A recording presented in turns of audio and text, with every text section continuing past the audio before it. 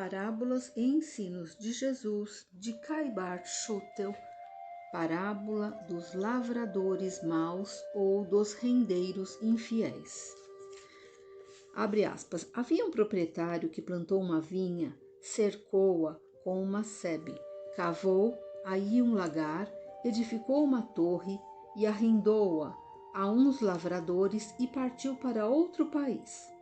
Ao aproximar-se o tempo dos frutos, enviou seus servos aos lavradores para receber os frutos que lhe tocavam. Estes, agarrando os servos, feriram um, mataram outro e a outro apedrejaram. Enviou ainda outros servos em maior número e trataram-nos do mesmo modo. Por último, enviou-lhe seu filho, dizendo: terão respeito ao meu filho.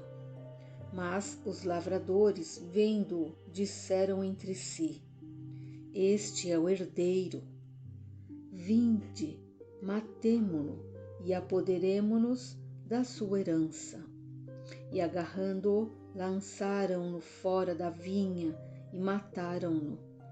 Quando, pois, vier o senhor da vinha, que fará aqueles lavradores?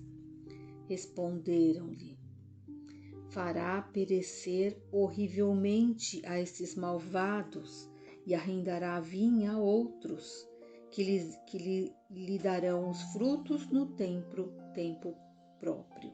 Fecha aspas.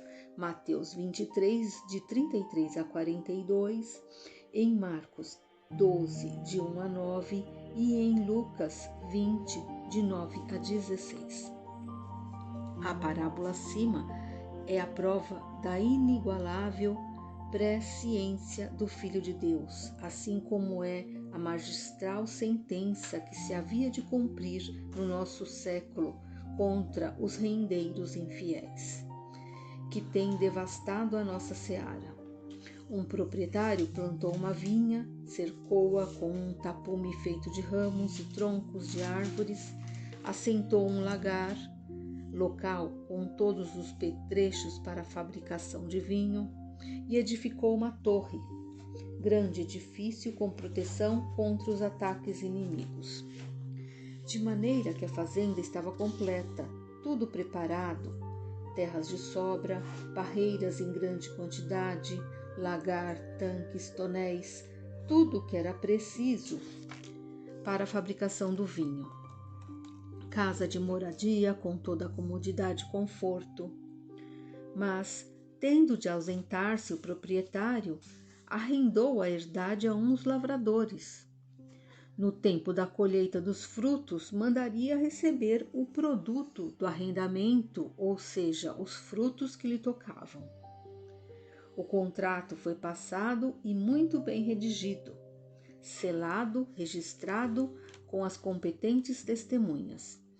Por ocasião da colheita, o senhor da vinha mandou que seus empregados fossem receber os frutos que lhe tocavam.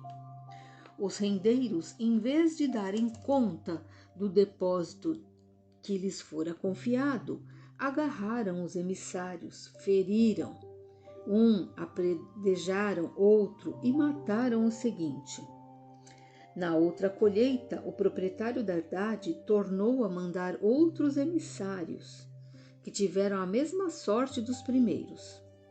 Vendo o dono da herdade o que acontecera com seus emissários, julgou mais acertado delegar poderes ao próprio filho, porque com certeza o respeitariam, e o enviou a ajustar contas com os arrendatários. Mas os lavradores, em vendo este chegar à propriedade, combinaram entre si e deliberaram matá-lo, porque diziam: este é o herdeiro, vinde, matemo-no e apoderemo-nos de sua herança. E assim fizeram, tiraram-no fora da vinha e o mataram. Quando chegar o senhor da vinha, o que fará aqueles lavradores? Perguntou Jesus ao propor a parábola.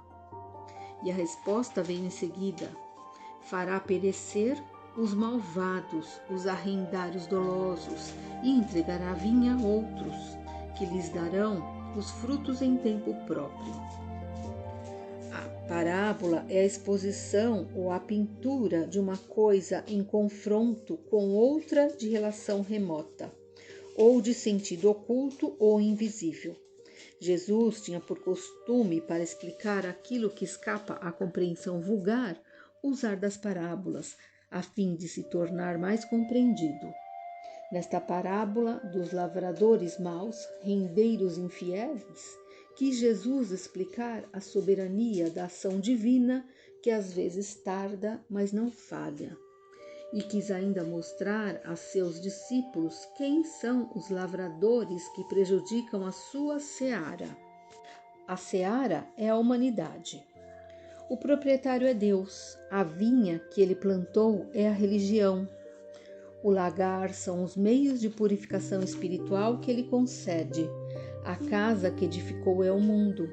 Os lavradores que arrendaram a lavoura são os sacerdotes de todos os tempos, desde os antigos que sacrificavam o sangue dos animais até os nossos contemporâneos. Os primeiros servos que foram feridos, apedrejados e sacrificados são os profetas da antiguidade, que passaram por duras provações. Elias, Eliseu, Daniel, que foi posto na cova dos leões, o próprio Moisés, que sofreu com os sacerdotes do faraó e com os israelitas fanáticos que chegaram a fundir um bezerro de ouro para adorar, contra a lei do Senhor. Depois veio João Batista, que foi degolado, e depois outros servos que passaram pelos mesmos sofrimentos dos primeiros. Apóstolos e profetas como Estevão, que foi lapidado, Paulo, Pedro, João, Tiago, que sofreram martírios, e todos os demais que têm acompanhado as concepções sacerdotais. O filho do proprietário, que foi morto pelos rendeiros que se apossaram de sua herança, é Jesus Cristo, Senhor nosso, que sofreu o martírio ignominioso da cruz, e que, de acordo com as previsões da parábola, os tais sacerdotes se apossaram da herança com a qual se locupletavam fartamente, deixando a seara abandonada e a vinha sem frutos para o proprietário. Nas condições em que se acha a seara, poderá o Senhor deixar a sua vinha entregue a essa gente, a esses rendeiros inescrupulosos e maus? Estamos certos de que se cumprirá brevemente a última previsão da parábola. O Senhor tomará a vinha desses malvados e a arrendará a outros, que lhes darão os frutos no tempo próprio. A confusão religiosa é a mais espessa escuridão que infelicita as almas. A crença é como o fruto da videira que alimenta, encoraja e vivifica. Assim como este alimenta o corpo, aquela alimenta a alma. A religião de Jesus Cristo não é o culto às exterioridades, os sacramentos, a fé cega. Também não é o fogo que aniquila e consome, o mal que vence o bem, o diabo que vence a Deus. A religião de Jesus Cristo é o bálsamo que suaviza, é a caridade que consola, é o perdão que redime, é a luz que ilumina. Não é o aniquilamento, mas a vida, não é o corpo, mas sim o espírito. A religião de Jesus Cristo deve, pois, ser ministrada em espírito e verdade, e não em dogmas, com exterioridades aparatosas, para que possa ser compreendida, observada e praticada pelo espírito. O corpo é nada, o espírito é tudo. O corpo existe porque o espírito aciona, o vivifica e o movimenta. No dia em que o espírito dele se separa, nenhuma vida mais resta a esse invólucro, a esse instrumento. O que é o violino sem o músico? O que é o relógio sem que lhe dê corda? O que é a máquina sem maquinista? O corpo sem o espírito é morto e se degrada, e se desagrega, como uma casa que cai e se converte em escombros. O corpo Pulvis est et in pulveris reveretis, está entre aspas. Assim qual o efeito dos sacramentos e práticas sibilinas que não atingem o espírito. E se assim qual o efeito dos sacramentos e práticas sibilinas que não atingem o espírito? O princípio da religião é a imortalidade e os rendeiros da vinha têm por dever salientar e demonstrar este princípio, para que o templo da religião, assentado sobre esta base inamovível, abrigue com a verdade os corações que desejam a paz e a felicidade. Os pastores e os sacerdotes, arrendários da vinha, maus obreiros, que conspurcam com os sentimentos cristãos, transformando a religião de Jesus em missas, imagens, procissões, aparatos, músicas, girandolas e sacramentos, serão chamados às contas, e o látego da verdade, desde já, os vem expulsando da herdade, que será entregue a outros, para que os frutos da vinha sejam dados aos famintos de justiça, aos deserdados de consolação, aos que procuram a luz que encaminha e conduz à perfeição. Desde tempos que vão longe, a religião tem sido causa e objeto de exploração. O sacerdócio, por várias vezes, tem feito periclitar o sentimento religioso. A desgraça da religião tem sido, em todas as épocas, o padre hebreu, o padre egípcio, o padre budista, o padre brahmin, sempre o padre. A corporação eclesiástica, com toda a sua hierarquia, a sua escolástica, os seus princípios rígidos, os seus cultos aparatosos, os seus sacramentos arcaicos. O sacerdócio, tornando-se arrendatário da vinha, como tem acontecido, só conhece um Deus a quem obedece cegamente. Deuses, constituído eclesiasticamente e tirado ou escolhido de um de seus próprios membros. Todas as religiões têm tido e continuam a ter o seu Papa, o seu maioral, o seu patriarca, o seu chefe, a quem todos prestam obediência, em detrimento do Supremo Senhor e Criador. Daí a luta cruenta que o sacerdotalismo tem desenvolvido contra os profetas em todas as épocas.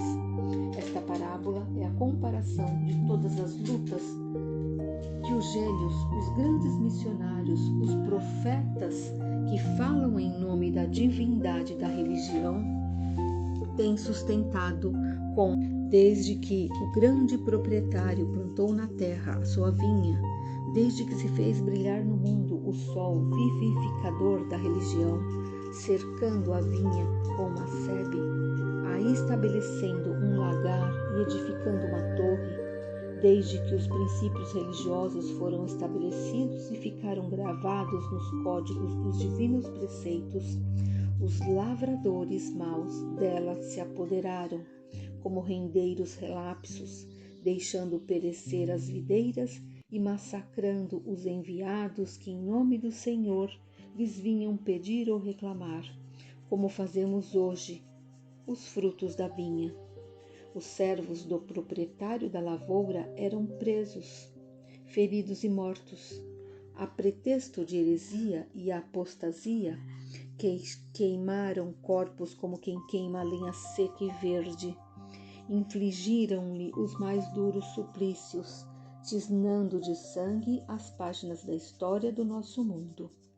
Nem o Filho de Deus, cuja parábola premonitória de morte acabamos de ler, nem ele foi poupado pela classe sacerdotal, que tinha por pontífices Anás e Caifás, em conluio com os governos da época.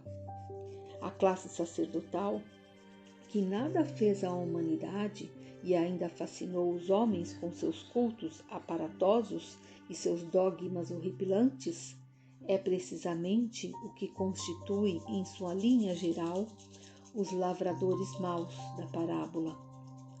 Então, eles muito bem representados nesses obreiros fraudulentos e mercenários que proliferam no mundo todo, vendendo a fé, a salvação, às graças. Que fará o proprietário da vinha a tão maus obreiros?